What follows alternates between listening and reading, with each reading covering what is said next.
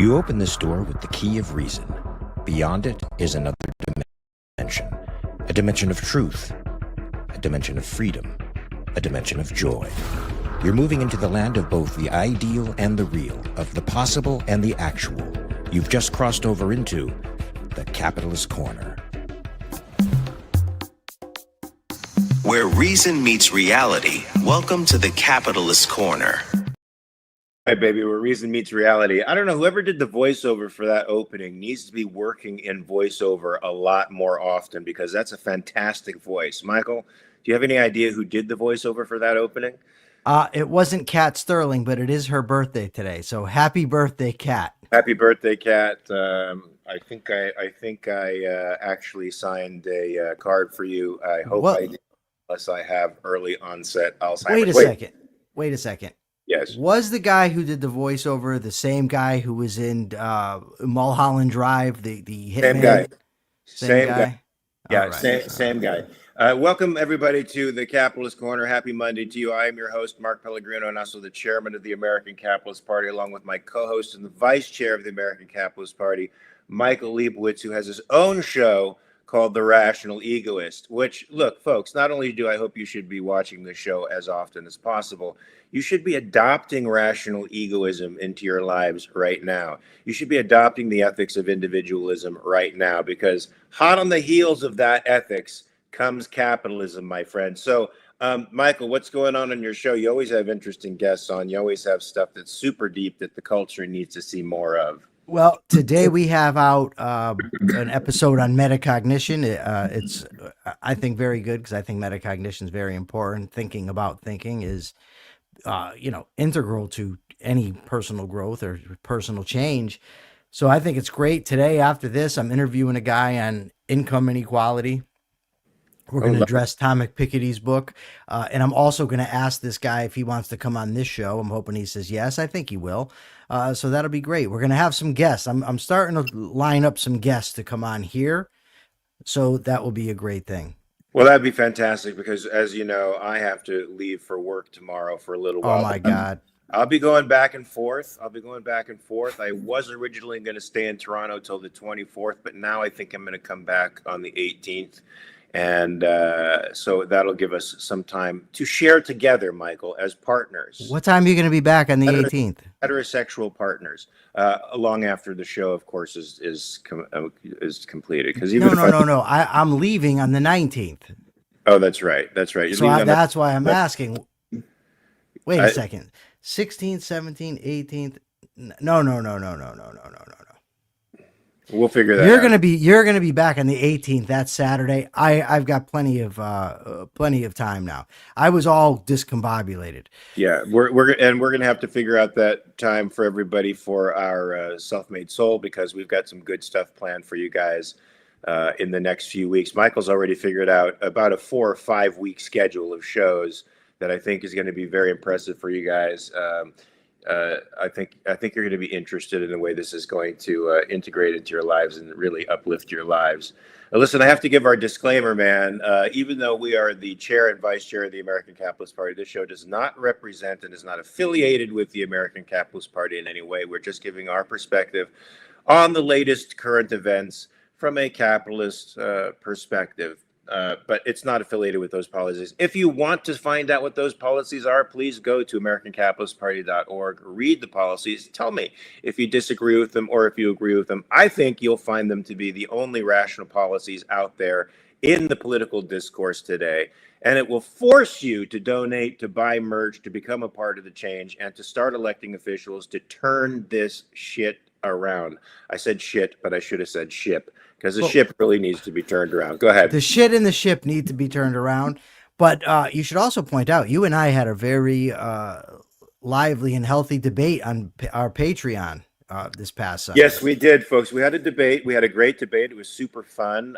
It was about whether or not a free society could or should ban certain political parties. Michael had a very interesting point of view. I think I had a very interesting point of view. You guys can decide for yourselves not who won, but what I think there were winning points to both our perspectives.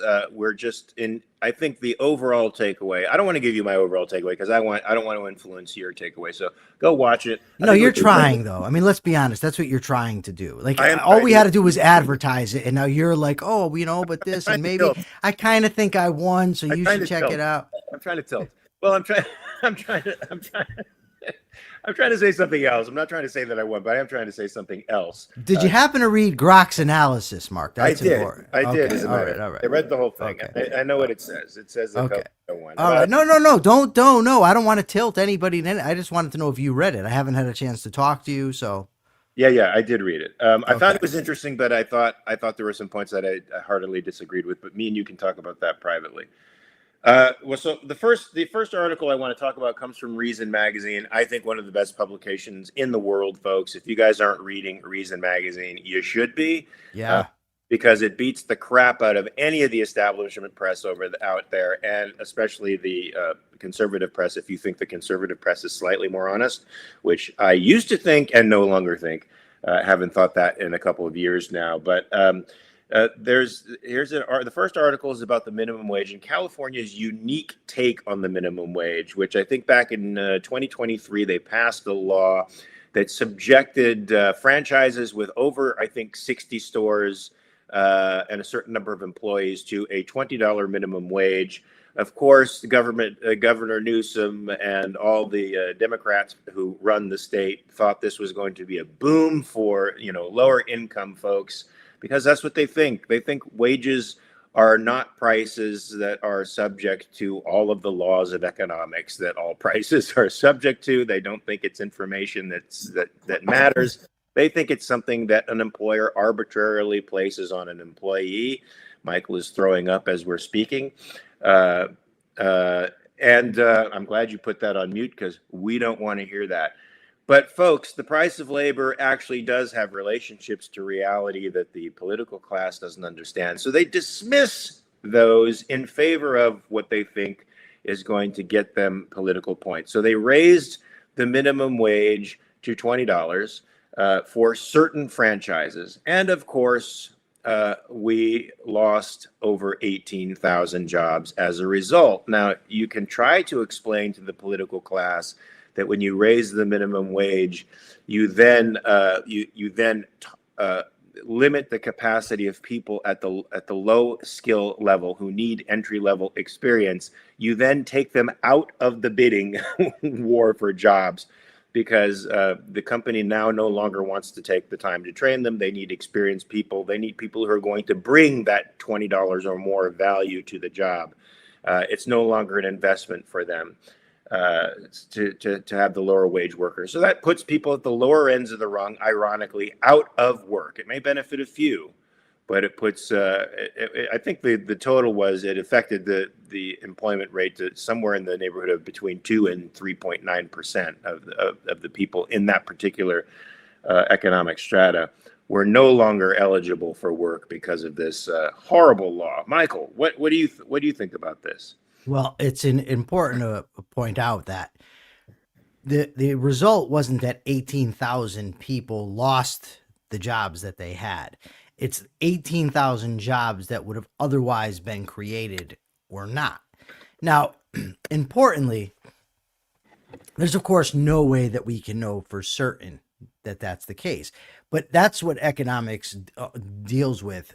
Proper economics. It deals with what is, what could be, what could have been, and you ultimately have to do some guesswork at times. So I wouldn't hang my hat on the 18,000 number, but I do think wholeheartedly that yes, when you raise the price of something, people buy less of it. It's that simple. Now I want to just quickly address. I don't know how many Reismanites there are in the audience here.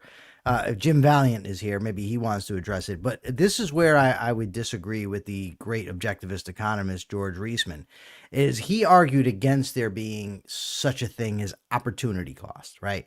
Because he said there all there is reality. So if you choose X, Y never happened. Therefore, you can't even factor that into the analysis because it's a non-existent. Similarly here, these 18,000 jobs never existed. So therefore you can argue, no, there's no cost there because they were never there. But I would say that there is a cost because it's what I could have had, or not me personally, but what people could have had different choices been made. And oftentimes in, personal life, whatever, when you're deciding how you should behave, you have to project and say, if I do this, I'll get this. And if I do this, I'll get that. Which one should I do? Now, you necessarily do away with one in pursuit of the other. And you have to, you gauge if you get the results there, you have to say, well, what could have been my results elsewhere? And that helps the next time. But ultimately, the government steps in. It violates the rights of business owners. It also importantly violates the rights of the people who are not able to get jobs, who are not able to negotiate a contract for a given wage. And it just harms people. It's bad for the economy. But the the Michael, progressives. it's the seen and the unseen thing that Bastian talked about. What people see is the increased wage. What they see are the people benefiting from the increased wage. Which they don't see is those opportunity costs. What they don't see are the things that aren't created from that diverted capital. Yes, exactly. But this is where the progressives and increasingly, I guess there's people that are on the right that I've seen that argue for this kind of stuff, but it's ultimately a left-wing progressive ideology that thinks that the government can solve all economic problems, the problems that they are seeing. And it's just wrong. It's rights violation and it's backward economically. They also seem to have a primacy of consciousness perspective, like our current president. So it seems like they don't understand the objective nature of prices, right? That the prices are actually linked to something in reality, to a series of phenomenon in reality. They think it's just sort of an arbitrary figure that a boss comes up with and then throws it onto the employee who's in a position not to be able to negotiate the wage up or down because of course, they have no resources to do that. So they look at it as one, it's something arbitrary. Two, that the person who has to accept the wage because they're in no position to negotiate because the other person has the resources. I mean, would you agree with that rather jaundiced perspective that they have? Jaundiced? Jaundiced, yes, jaundiced. What does that mean, jaundiced? I mean, I know what jaundice is when somebody with liver disease has it, but what does it mean here? It means skewed, sick, poor perspective. Yeah, they have a sick, poor perspective. Absolutely. You're absolutely correct. Well, thank you very much. Speaking of sick and poor perspective, we have a little revenge fucking going on by Trump and the people who went after him while he was before he became the candidate again for presidency. One of those people who campaigned on actually taking Trump down was Letitia James. You should see how bashful Persephone is. Oh my God! When you said the revenge fucking, she went like this. It was now she's doing. It was very funny. But wish I could see her during I want to see some of these reactions.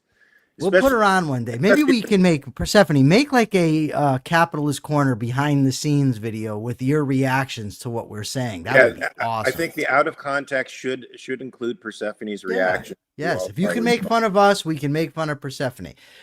Go ahead and talk for a second. I will be back 10 seconds. Just give your spiel. I'll catch up. Okay, so as everybody probably knows, it's been big news. Trump is going after Letitia James because she went after him, securing a judgment against his quote unquote fraudulent representation of his property in order to secure good loans.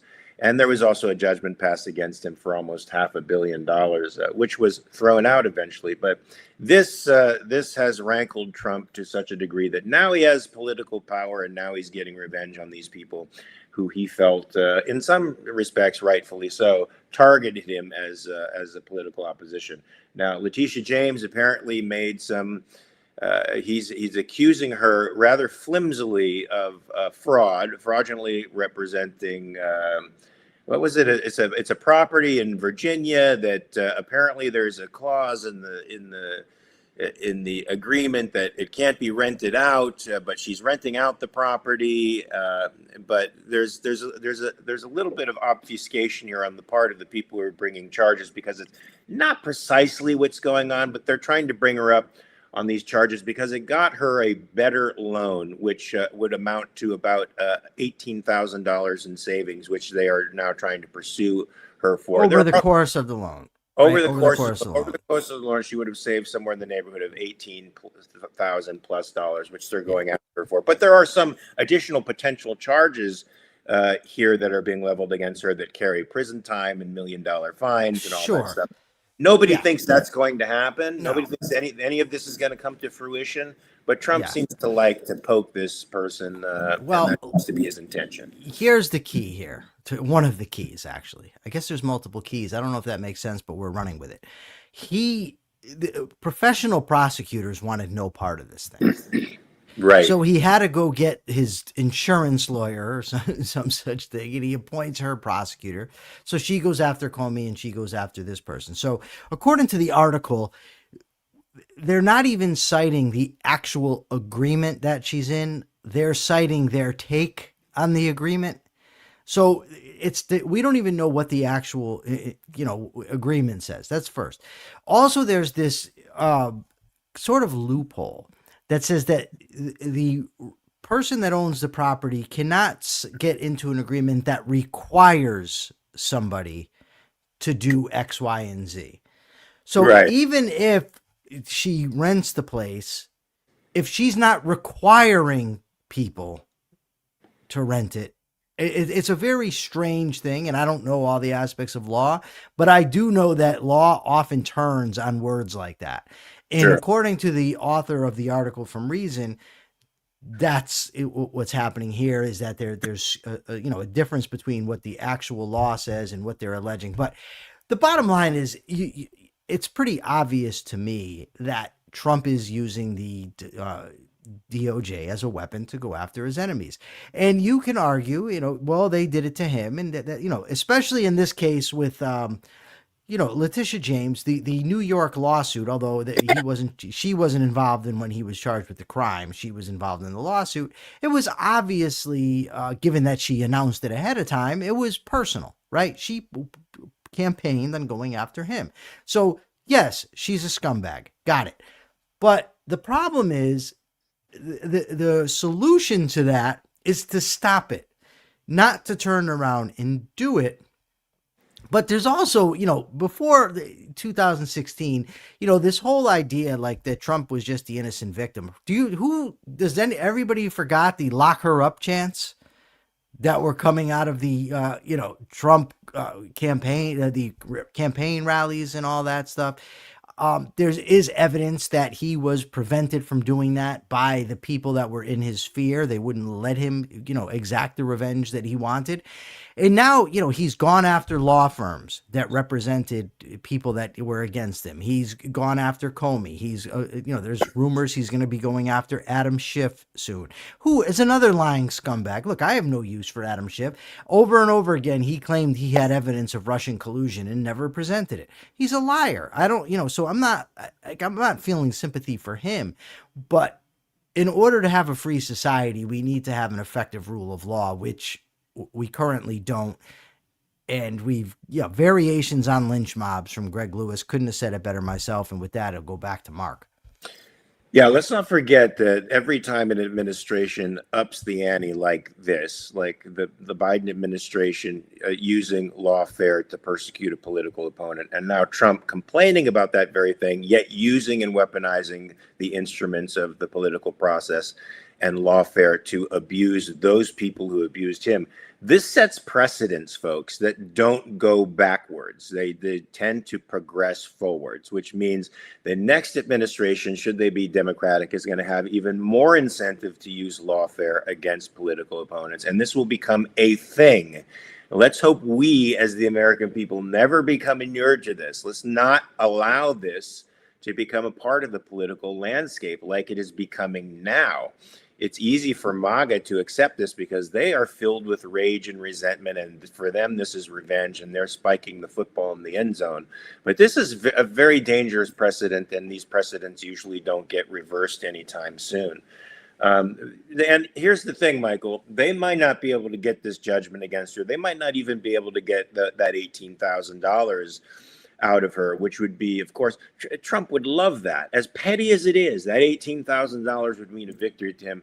Just as much a victory is the fact that she will have to spend millions upon millions of dollars litigating this thing, either using the fund that was set up for the attorney general in this particular case, which she said she wouldn't, or a GoFundMe. In other words, diverting very important resources that people could have devoted to other things in order to defend this woman. So it is a gigantic, litigious pain in the ass, but this is just a continuation of Trump's life. I mean, this is what Trump does. He sues everybody. One would hope that with the power of the presidency behind him, he wouldn't take that petty low road, but he seems to be doing it with some efficiency. I mean, he's sued media organizations. He's gotten millions upon millions of dollars in concessions from them because they don't want to go through the hassle of these long, drawn out and resource draining litigation processes.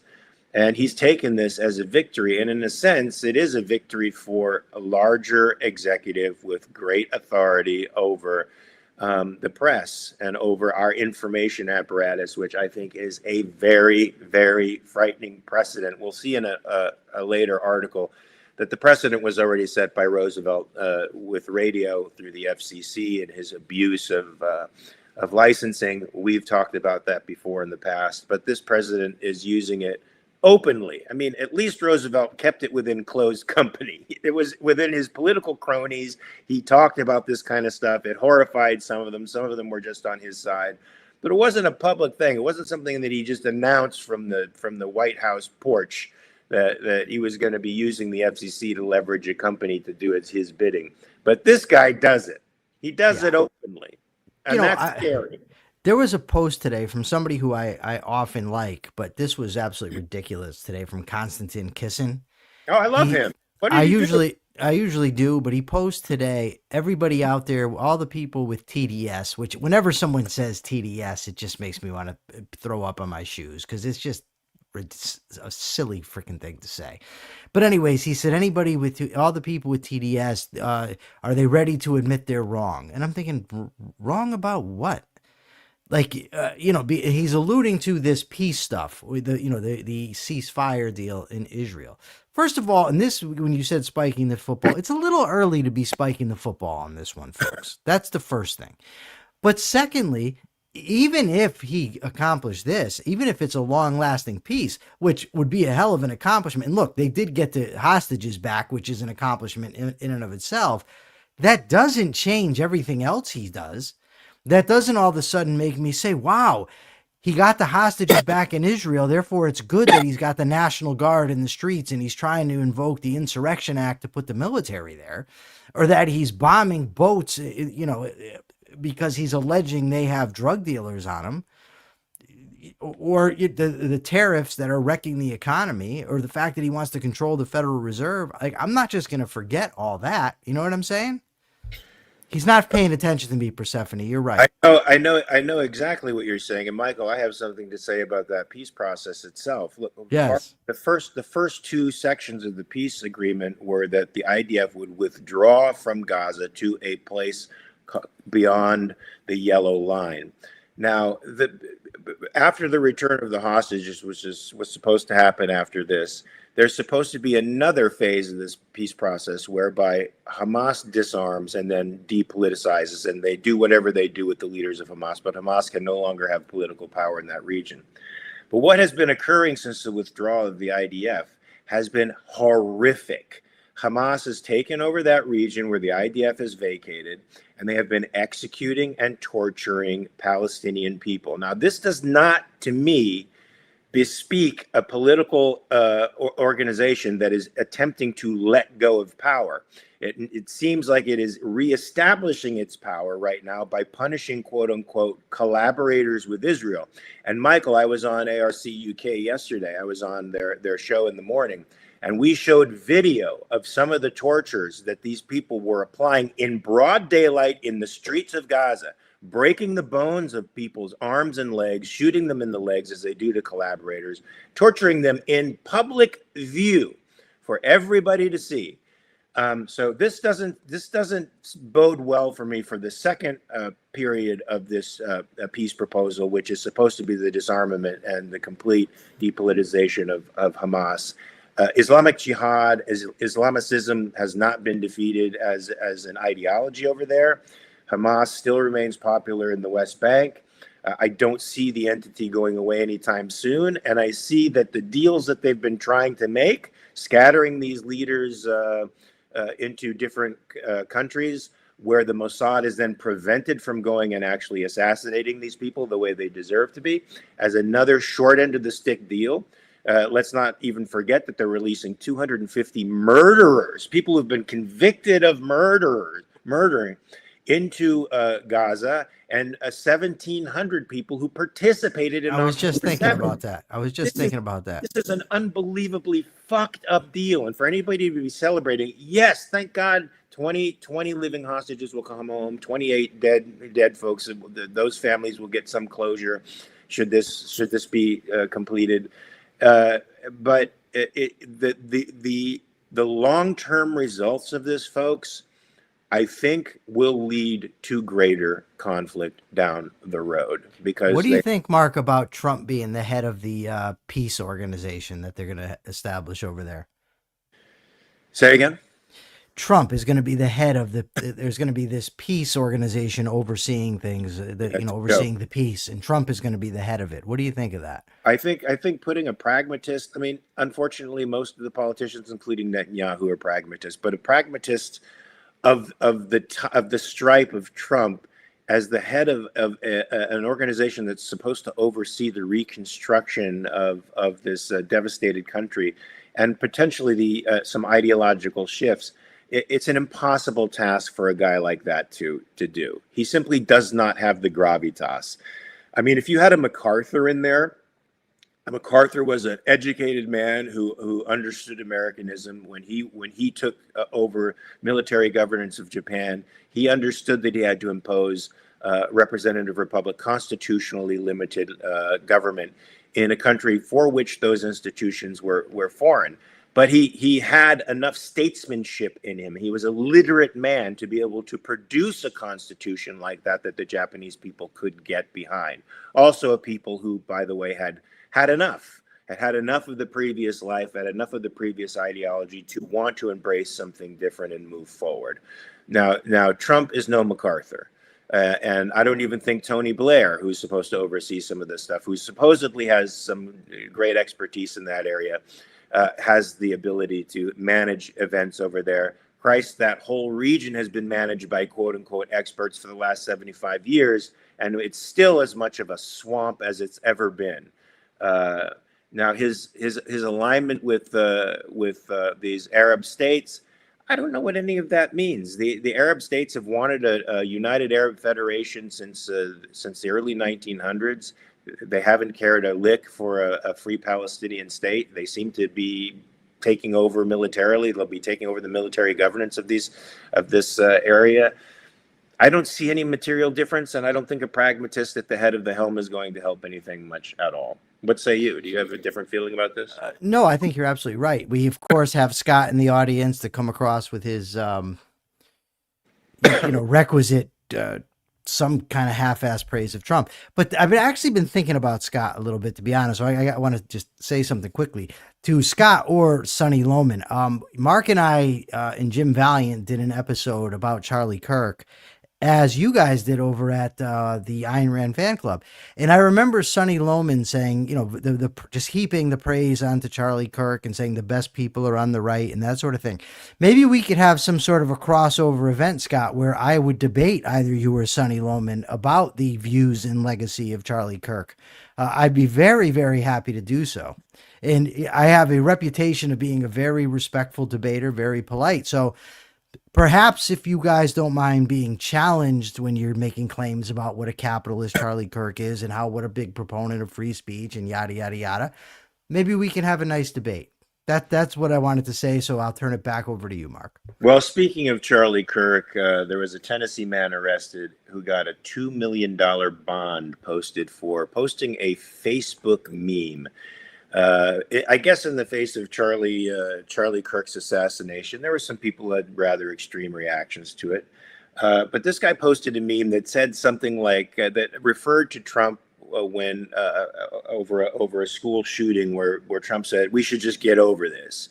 And he sort of reposted that meme, which had been posted on social media before, and was promptly arrested for this, because I guess people in the community assumed that this man's meme implied that he was threatening violence towards some school district in his area, which apparently was not the case. And he has since been incarcerated, spending time in jail. And his court date, which was supposed to be like in a couple of weeks, has been moved to December 7th. His bail has been set at $2 million. Michael, I thought there was a constitutional amendment against excessive bails. He would have to, of course, put up 10% of that for the bail bondsman. So the amount that he would have to put up amounts to somewhere in the neighborhood of $217,000 for posting something on the internet, Michael. This smacks of what's going on in England right now, where you could post something on social media. Now that the police in England, they won't take down a murderer or a stabber. They won't halt the hate in mosques that are being preached every day, anti-Western, anti-Christian, anti-Jewish hate, where literally imams are saying you should kill infidels, which seems like direct incitement to me. Maybe it's not. Maybe it doesn't quite meet that definition. But they'll leave those guys alone while taking out people who post stuff on social media, like this poor son of a bitch who is now stuck in jail. Even if this stuff doesn't go through, he's stuck in jail till about December. Yeah, it was absolutely ridiculous because all he really said was it was because he was previously told Trump previously said about a school shooting, it's time to let it go. Everybody was pissed about it and Trump said, let it go. But now they were pushing this with Charlie Kirk that everybody should be interminably upset about it. And he said, basically, why should I be so upset about this? I thought we're supposed to let this stuff go. And somehow they took that as a threat against the school. I don't know. It's absolutely ridiculous. The idea that like on the right, they're protecting free speech is absolute codswallop. Can we just put it there? The left isn't either. The left doesn't protect it either. They don't care either. I'm not sticking up for those people. All I'm saying is that, yes, the left is bad on free speech. That doesn't necessitate the right being good. The right is not good on free speech. Now, it's interesting because I just want to speaking of Charlie Kirk, speaking of free speech, speaking of the right not being good. So Scott had said to me, the propositions that you're, throwing out there are too broad. So I gave Scott a very simple proposition to debate. The proposition is Charlie Kirk was an advocate of capitalism, the Constitution, and personal liberty. I, of course, will take the negative. Good luck with that, Scott. But I would really like Sonny Lohman, Scott's pal, Sonny Lohman. Come on up, meet the challenge of the vice chair. You're going to have a big task in front of you to prove your point. I guarantee it. It's going to be a really, really ugly night for you, my friend. A very long night. But go ahead and take the challenge. If you got the balls, if you got the cashews, I suggest you do. What were you going to say, Michael? I will leave it, Scott. Now he's saying they're too narrow. Let's go very broad. Let's put it this way. Charlie Kirk was good for freedom. Or we could go with the right is significantly better than the left. Or your favorite, the left is a much worse threat than the right. Any of these propositions or any that you and Sonny can concoct. And I'll tell you what. I'll even make it fair. It can be you and Sonny against me. There you go. I don't think that's fair yet, Michael. So I remember about 20 or so years ago, I think Leonard Peikoff was asked the question, when is it appropriate to take up arms against the state? Because people even 20 years ago thought the state was taking so many liberties against us, and that our liberties were shrinking to such a degree that it was possibly time for rebellion. Now, you and I both know, even from our discussion yesterday, that the culture is in no place to be able to make a rebellion for a representative republic and a constitutionally limited government. There just doesn't exist that philosophy as a dominant philosophy, and individualism is certainly not the dominant moral ethics, even implicitly in America anymore. So Americanism is sort of dying on the vine as we speak. But he did say something that I thought was a fascinating concept. He said, when the First Amendment is no longer valid, when you no longer have freedom of speech, that's the time to take up arms. Now, the meaning of that, of course, is that in a free society, you are free to debate and exchange ideas to persuade your opponent. Now, that's what a civil society does. It sets force aside, it raises reason above violence, and uses reason as a means of advancing all ideas. And so and the First Amendment does that. It subordinates force to reason by compelling us all to tolerate speech we don't like and to combat bad speech with good speech, not with violence. But now that both sides, and the left used to be an advocate for free speech, it used to be one of the things that the left did semi-well many decades ago. It was the one amendment that I thought everybody agreed on. And now it seems to be the one amendment over the last decade that both sides are fighting tooth and nail to eliminate. And when that is gone, my friends, you don't have much recourse except to violence. And this is not. Or we can move to Liechtenstein. So I'm happy to move to Liechtenstein with my heterosexual life partner, my companion. We can do that. But yeah, the left, they were for free speech until the right got significant platforms to speak, and then they became opposed to free speech. They did, but then let's say, Fox News started trouncing the establishment press for a long time, and you'd get Obama complaining about Fox, and he'd say things, but there was never the threat that we see coming from the executive branch today. I mean, no, it's worse now. No, the threats are worse. But let's be honest. The Obama administration did, I believe, they threatened to or actually imprisoned reporters for not releasing who their sources were.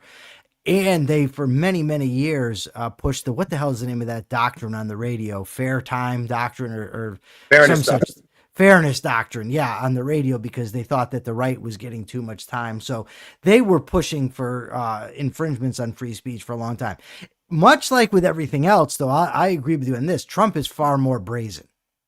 I'd like to look at Trump, and I've maybe said this before, but it's worth repeating, as a caricature of a politician. And what I mean that is that everything is exaggerated.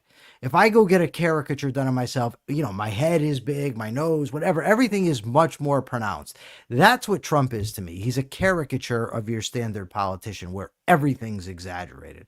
And I have to say that there is a palpable change in the political discourse today. Now people are trying to imitate Trump's mannerisms, his crassness, and they're trying to match it because they think it's a winning proposition. So now you see the political discourse declining even further than, if that's even possible, than it was even 5 or 6 years ago. You notice that, Michael? It's now you see politicians think they have to cuss, and they have to sort of thing to do, yeah.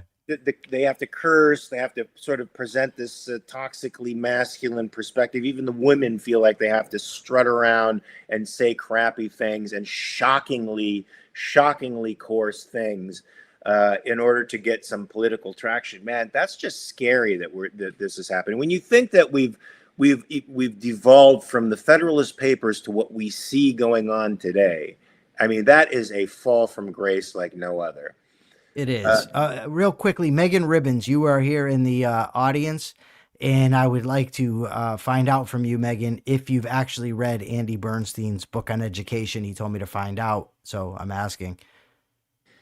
So speaking about, we're talking about Trump's revenge. This is a particularly, it's puzzling to me a little bit, Michael, and not puzzling at the same time, if that's possible. Federal prosecutors met on Saturday to finalize charges against John Bolton, former national security advisor under Trump's first term.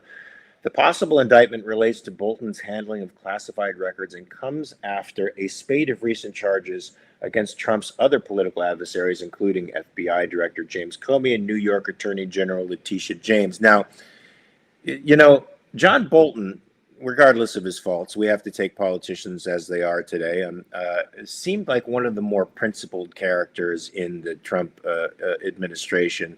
And when he left the regime, of course, he talked shit about the regime. He exposed it for what it was, for Trump being the rank amateur that he, in fact, is. And now he is feeling the wrath of Trump. Now, is it because in the book he put out certain documents that were supposedly not declassified, or that he... I don't know enough about the case against Bolton. I just think it's crap. You know what I mean? It might not be. Like, I'm not saying my analysis has told me it's crap. I'm saying that my inclination, given what I know about Trump and given the fact that he's going after all these people, is to say that it's crap. But I ultimately don't know, because it's certainly possible the guy broke the law. But it just occurred to me, Mark, with the mustache, the gray mustache and the gray hair, you could play Bolton in a movie. No, I've been thinking. I've been looking at my mustache as it bushes out a little bit more, as it grows and fills out over the weeks. I don't know how they do that with continuity on the show, but it is a very Bolton-esque. Very Bolton-esque. All I got to do is have the hair and the glasses that he's got, and I could play him. Yeah, I could do. That'd be freaking great. It would be a bit of an honor to play the foil against President Trump, the thorn in President Trump's rather ample side. So here's another thing, folks. It should be disturbing you. It's disturbing me.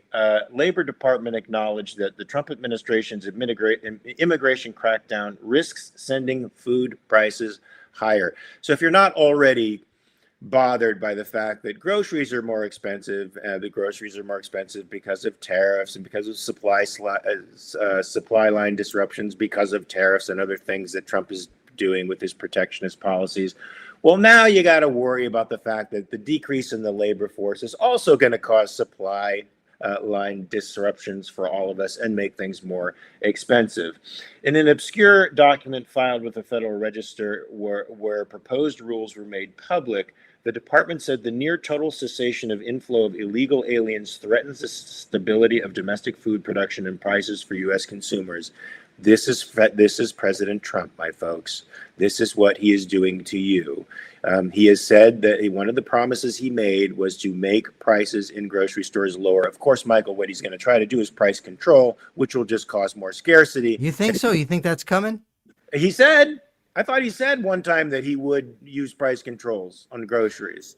He's threatened price controls in a few areas. I mean, you might be right. It's hard to keep up with this guy and all the constitutional and other, violations of freedom that he puts out there. It's difficult to keep up, but you might be right. I think, as a matter of fact, that I'm thinking of it, I think he did say that they better not raise their prices. He's definitely threatened companies that they better not raise their prices in regard to because of the tariffs. I know that. Yeah, another man who has no idea what prices are, what they mean, what they do to the economy when they are interfered with, but they have vast reverberations throughout the economy, and we are going to start feeling these over the next couple of years, folks, which scares me with respect to 2026, man, because if maybe what Fitzker said in Illinois was right. Maybe some of these National Guardsmen being deployed in various states has a long-term. I can't imagine Trump long-term anything, but has this long-term vision of maybe deploying them around ballot areas to make fair elections. Since some of these, all of this price shit is going to start hitting within the 2026 time. We're going to start feeling the pinch of inflation again. And if he politicizes the Fed even more, it's going to get worse, like exponentially worse. So I can't imagine the 2026 elections going his way unless he tries to futz it somehow. I don't want to be a conspiracy theorist, though. I don't want to. No, but it's. I mean, this is out in the open. The stuff that he does. But I don't know if this is just it came to my mind. It's not on point here, but it's about Trump. Did you happen to see when the reporter asked Trump if he's considered suspending habeas corpus? Oh my God! No, I did not see that. Okay, so they said they asked him, "Who are you considering suspending habeas corpus?" He said, "Who's that?" Is Scott listening? Is Scott listening? He is because he just mocked you for saying you might believe Pritzker on this. So yeah. Well, Scott, are you mocking Trump for thinking that he will not mock the Trumpster? No. Will he mock the Trumpster for thinking that the Declaration of Independence was a declaration of love? Will he mock Trump for that? For not knowing what the Declaration of Independence was composed of? So, I think he should. Now, Scott, if you're an honest man, you got to knock this guy for how unbelievably stupid he is. Okay, so please. Now, remember when Kristi Noem said that habeas corpus is the law that gives Trump the authority to deport people? Right, that's right. Yeah. She said that in a testimony. Yeah, Scott, I got news for you. See, this is why, Scott, people don't take you seriously. I'm sorry. But I'm not a lawyer, Scott, and neither is Mark. We both know what habeas corpus is. Scott's go-to, Biden couldn't remember the Declaration. Yeah, he said, you know the thing. But here's the news for you, Scott. Biden's not president. Biden was a buffoon, and before he was half gone upstairs, he was no good. See, we have no problem saying that because we don't worship politicians. Correct. Yeah, and we don't think we now the right has been fully unmasked, Scott. If you don't see how horrible the right is now, remember, Scott, maybe 3-4 decades ago, even I would say the conservatives were still the conservators of classical liberalism. They are now no longer that. They are Judeo-Christian nationalists. That's what they are. They buy socialism just as much as the left, but just in different terms. And they are enacting this stuff right now. So with Trump taking shares in companies. All right. So Scott, I got to say something. Trump I have to say something. Goes the other way, Michael. It does. It goes the other way. Scott, I'm going to tell you something. If you don't apologize to me immediately for lying right now, I'm going to block you. Because you've just said, and I've told you 100 times, that I never voted for a Democrat in my life, and I've never rooted for one. Now, you just said here he's the buffoon, meaning Biden. I wanted to win until the debate. I never once rooted for Biden. I never once voted for Biden. I never once advocated for Biden. Nor did I. So either apologize, Scott, or I'm blocking you, because this is a character issue now. Yeah, neither of us. You got to the end of the show to apologize, or I'm blocking you. Now, Michael. In fairness, there might have been some objectivists who thought Biden. It's better to get the Democratic president in with a Republican Congress, and that way that seems to be the majority of the time where things go somewhat swimmingly for the American people because the Republicans have an inspiration to actually act and block what the Democrats are attempting to do. This is no longer the case anymore. There's almost no difference between the two, except in the ways in which they want to control people. So, Scott, the two people here who represent the American Capitalist Party don't vote Democrat, and we don't vote Republican either now because there has been no viable Republican candidate who represents. Scott's gone, just so you know. I blocked him. He said he won't apologize, so he's gone. Goodbye. Poor guy. So look, Trump derangement syndrome isn't just about the left who irrationally hate Trump. It's about the right who irrationally love Trump, irrespective of what he does. They're both faith-based movements, folks. They're both cultish movements, and both should be disregarded out of hand. If you can't admit that Trump is a buffoon who has no idea how to deal with the economy, who has no idea how to run a government, who has no inclination towards protecting individual rights and property, who has started a trade war with China right now before we have the infrastructure to mine and process rare earth metals. He's decided to take on the country that has a 90% monopoly in the processing of these metals before we have the infrastructure. You're talking about a guy whose has impulse control issues, who can't see in the long term, and you have to admit it for your own fucking sanity, Scott. If you ever still listen to this, if you listen to this when the show is posted, for your own sanity, for your own epistemology's sake, dump the Trump derangement syndrome. It's hurting you. So let's get to this issue with China and his war with them, which will only make our lives worse, folks. After Trump Friday threatened to impose an additional 100% tariff on Chinese exports to the U.S.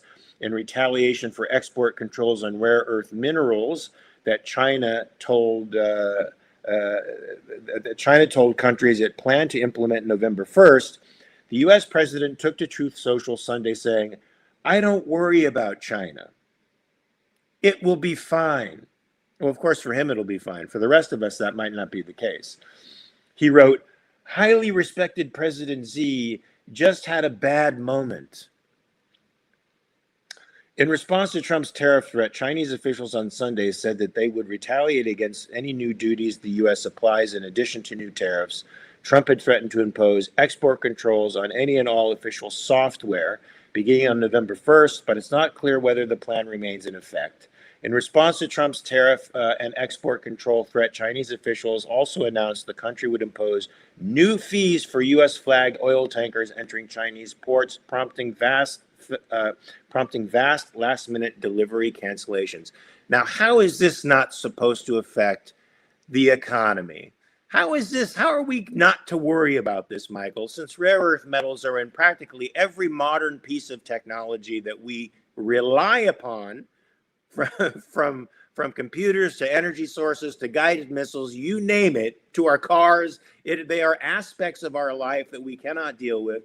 We don't have the infrastructure right now to not export this stuff from China, which means we shouldn't be rankling them in this regard until we can build up the infrastructure for ourselves. And yet here's Trump preempting it all by picking this fight that I'm not sure we can win. I feel like he's banking on the fact that, well, the numbers that come out of Beijing sort of, the real numbers that we can assess show them in an economic recession. And so we're hoping that he can make them blink because their economy is worse than ours. I don't know. I mean, I would see some merit to that if we had maybe a quarter of the debt that we have right now. But in $37 trillion of debt with $1 trillion interest payments, tax cuts making building upon that debt even more, and the future that Trump seems to want to project on America, this is a bad move. You're muted or something. My dogs were howling, so I muted and forgot. But Okay. you're just not demonstrating enough faith in dear leader. That's the problem, is that Trump will fix everything because that's what he can do. El Douche. Yeah, El Douche. But no, Mark, of course you're correct. This is just not good. Starting the whole trade war nonsense with the world was not good. It's bad for just everything. It's bad for foreign relationships. It's bad for the domestic economy. It's just not good policy, despite what Trump and his endless line of sycophants seem to think. Michael, what's even crazier about it is I understand the desire to isolate China economically. They certainly don't have our interests at heart, and they're certainly angling for a kind of world domination. That seems to be their goal. Of course, it's authoritarian, so I don't think anything like that has any lasting power. But in the face of that, let's say that was his goal. Overall goal was to isolate China economically and reduce it as a power economically. To at the same time attack all of our political and economic allies in the process and make enemies of them all so that they are all contentious against us and incentivized to retaliate against us is just the ultimate in stupid. It shows a man who's unprepared and probably incapable of planning anything long term. Yes, you're right. Maybe I can go home Well, I am home, but the point is, Mark, you are absolutely on point. I mean, it's. I don't know. I'm at a loss. I really am, because I just don't know what to say when things are so obvious, and yet there's a legion of people out there committed to not seeing the obvious.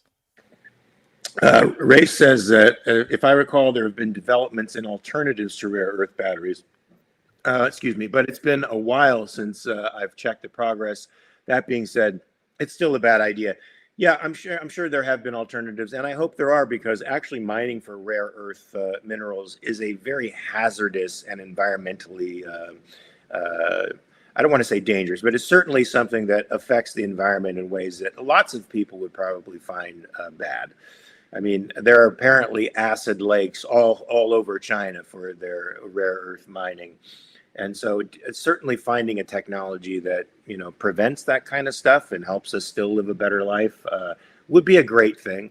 But tariffing these guys and starting trade wars and restraining trade and restraining our capacity to mine for these things here certainly isn't an answer. You sent me an article from the Daily Economy that was very disturbing, dude.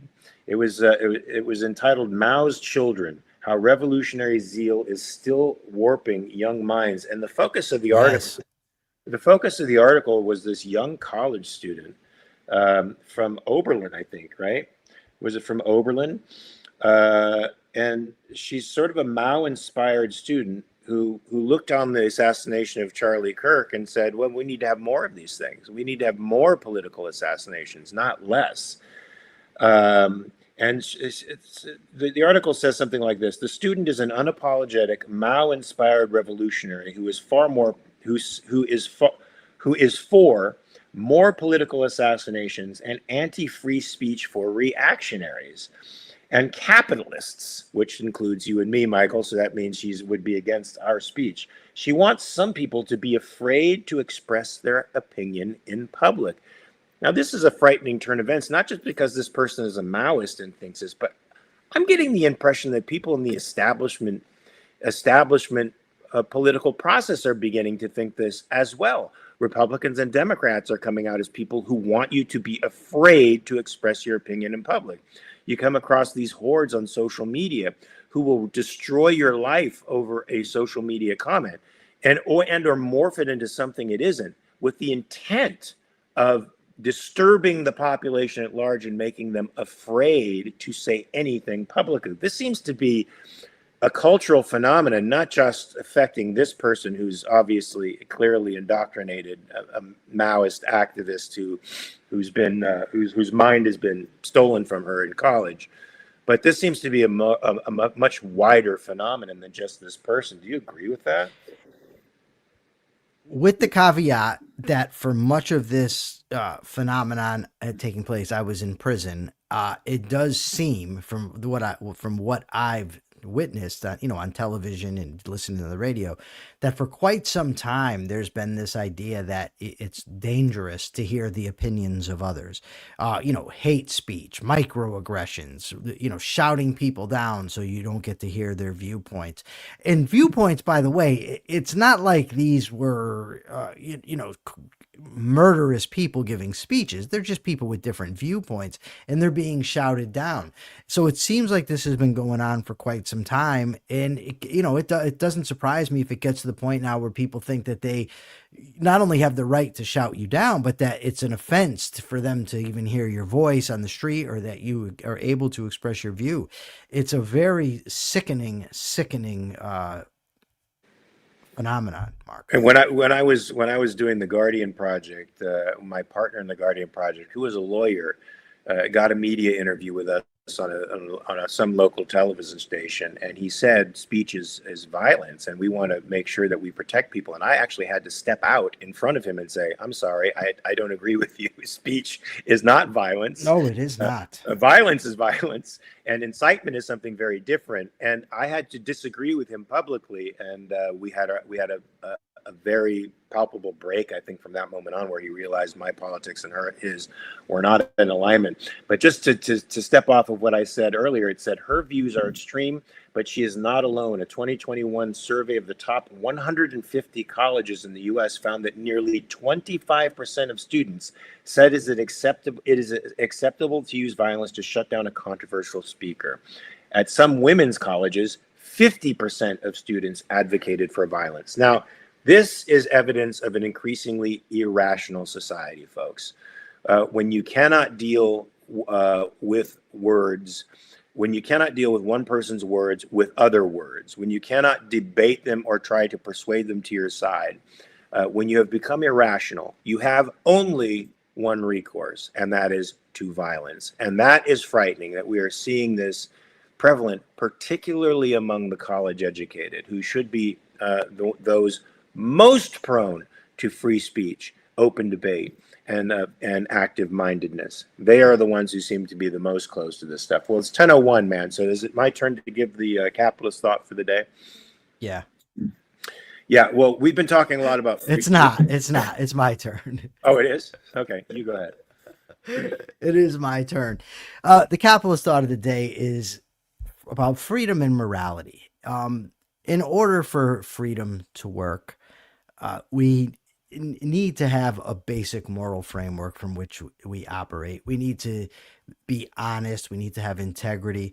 There needs to be things that cannot be legislated that we nonetheless adhere to. Decent civility, listening to others speak, or at least not shouting them down, and showing manners for people. So today you saw somebody who was in the chat accuse me of something that he could not verify and could not back up, and then refused to apologize. I'm wrong sometimes, and when I am, I apologize, because that's the thing to do. So advocating a free society and wanting to be in a free society is certainly not a license to be a dick. And it's definitely not a license to go into somebody else's property or somebody else's show and be a dick. Actions in this world have consequences, and those consequences should be commensurate to, the fault. So I think that a ban from the show for somebody who lacks manners in the chat is a reasonable punishment. That person, of course, is free to disagree, and so is anybody in the audience. And then if you say, well, we're not going to watch anymore, that's your free choice. But again, we need to have some basic morality in our lives. If freedom is ever going to work, we need to have civility. And with that said, I turn it over to Mark to ask today's question. Yeah. So, folks, my question today is, do you think the right is better than the left politically? I also want to say, remember to like and subscribe to this station. Remember to share it on YouTube and to other platforms. Remember to share it with your friends, because the message of individualism and rational egoism needs to get out there in the world. We need to take over the dominance from altruism. Altruism is destroying the moral fiber of the world, but this is the solution to that. So please like and subscribe to the station. Go to AmericanCapitalistParty.org, read the platform, become a member of the American Capitalist Party. We want to start chapters all over the country. We need to elect people to office. We need to start changing the culture right now, a culture from statism and collectivism to individualism, one that away from one that worships sacrifice, degradation, and death, to one that worships life and happiness and the pursuit of happiness, and every individual sovereign human being as an end unto themselves, as worlds, as your own king. We want you to be the king of your own castle, folks, and I'm sure you agree. So tomorrow, this show will still be going on, same bat time, 9 a.m. Pacific, 12 p.m. Eastern. I will not be here, but I will be here in spirit. Michael will helm the ship, and for you guys, you have 23 hours to check your premises. I want you to be better people in 23 hours. I demand it. Until then, peace.